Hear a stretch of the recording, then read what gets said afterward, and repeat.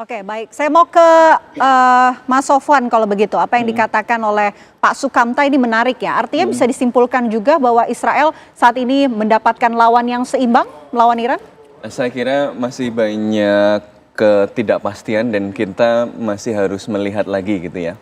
Betul bahwa salah satu tujuan strategiknya adalah mengubah peta dukungan internasional yang sudah mulai kritikal terhadap Israel karena kasus Gaza dan tindakan-tindakan brutal yang dilakukannya, terutama misalnya setelah masuknya apa yang disebut sebagai Gaza Humanitarian Foundation yang jadi satu-satunya jalan untuk memasukkan bantuan ke Gaza, tapi malah jadi death trap. Sampai hari ini hampir tiap hari kita mendengarkan kabar puluhan orang dibunuh sambil menunggu bantuan gitu ya.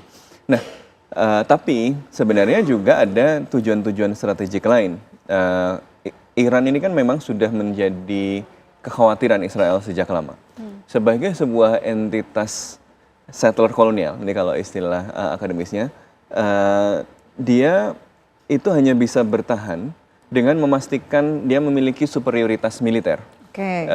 Karena kalau dia tersaingi oleh kekuatan yang lain, eksistensinya terancam. Kenapa? Karena dia hadir di situ dengan memaksa dan mengusir orang. Jadi cara membuat orang menerima itu adalah dengan memastikan bahwa semua orang takut sama dia, gitu kan? Karena itulah, ketika ada sebuah entitas lain yang memiliki potensi untuk memberikan tantangan pada dominasi militer ini, ya dia merasa terancam. Karena itu sudah sejak lama. Netanyahu itu sudah sejak tahun 2005 atau bahkan 95 menyatakan bahwa Iran ini hampir bisa membuat senjata nuklir. Jadi sudah lama itu mau dihentikan. Tapi kita harus ingat bahwa sebenarnya yang sudah punya senjata nuklir siapa? Israel. Walaupun dia secara sengaja mengatakan bahwa dia menyebarkan ambiguitas. Dia tidak membantah tapi juga tidak kemudian membenarkan. Tapi dari seorang whistleblower namanya Mordechai Vanunu, dia mengatakan bahwa Israel memang memiliki nuklir dan dulu dibangun dengan bantuan Prancis pada tahun 1960-an. Mereka memiliki 40 sampai 100-an hulu ledak nuklir. Nah, kenapa kemudian sekarang selain karena tekanan karena faktor Gaza tadi, kemudian faktor kemungkinan Amerika Serikat pulling out dari Timur Tengah, yang ketiga adalah memang Iran sedang melemah. Jadi kalau kita lihat selama ini Iran itu dua pilar kekuatannya adalah, satu adalah program balistiknya, misilnya yang sekarang sedang kita lihat dioperasionalisasikannya seperti apa. Dan yang kedua adalah dia membangun aliansi dengan kelompok-kelompok yang kemudian nanti disebut sebagai axis of resistance atau poros perlawanan. Yang kalau dalam narasi barat seringkali disebut sebagai proksi-proksinya Iran. Walaupun mungkin hubungannya sebenarnya lebih kompleks. Tetapi ini yang kemudian selama ini dibangun oleh Iran dan sebenarnya melalui misil dan teknologi misil yang diproliferasikan pada axis of resistance tadi, baik yang ada di Hamas maupun kemudian Hizbullah dan Houthi, itu sebenarnya sudah terlibat di dalam perang shadow wars gitu ya sebelumnya. Nah, tapi dengan perkembangan selama 1,5 tahun lebih ini,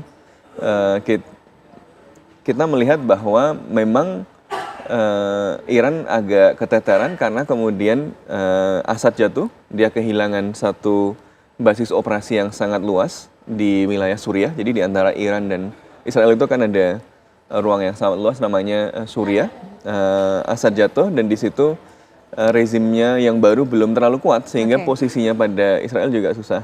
Kemudian milisi yang selama ini berada di axis of resistance juga sedang mengalami pukulan yang signifikan. Maka Israel secara strategik melihat bahwa kalau nggak sekarang, kapan lagi? Problemnya adalah kalau sekarang pun Israel tidak bisa melakukannya sendiri.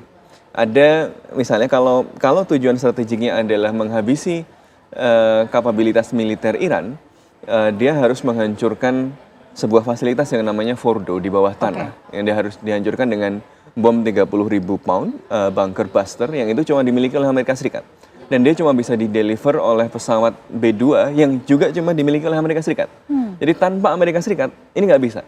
Dan bahkan kalau kita keluarkan dari soal Fordo saja, untuk mengatasi serangan misil-misil dari Iran ini, sistem pertahanan Israel yang terdiri dari David Sling, Arrow, dan Iron Dome ini juga kalau panjang dia akan keteteran. Dia hanya bisa bertahan kalau ada dukungan yang konsisten dan terus-menerus dari Amerika Serikat. Ini Amerika Serikat ini sekarang mengatakan tidak terlibat langsung, tapi sebenarnya Amerika Serikat sudah terlibat. Dengan apa? Dengan ikut menembaki misil-misil yang datang dari Iran tadi. Artinya Israel itu kalau sendirian itu akan kesulitan sebenarnya. Nah, tapi di sisi lain Iran itu juga bukan dalam kondisi yang ideal. Maka ini kita melihat dua-duanya sama-sama apa ya, sok kuat. Tapi sebenarnya dua-duanya ini sama-sama nggak tahu juga apa ya, sama-sama tidak pasti juga. Jadi kita akan melihat mana yang omong besar gitu ya. Tapi ini akan sangat ditentukan pada apa yang akan dilakukan oleh Amerika Serikat. Oke, menarik apa yang dikatakan oleh Mas Sofwan, Israel sendirian malah justru kewalahan. Nah, itu pertanyaan saya untuk Pak Sukamta. Kalau Israel sendirian. Ya, kalau Israel sendirian. Pak Sukamta, saat ini kan Israel juga sudah sedang menghadapi beberapa front ya, tidak hanya Iran, kemudian Hamas, dan juga Hizbullah. Ditahan nanti ya Pak Sukamta, kita jawab usai jeda. Apa kabar Indonesia, malam akan kembali untuk Anda sesaat lagi.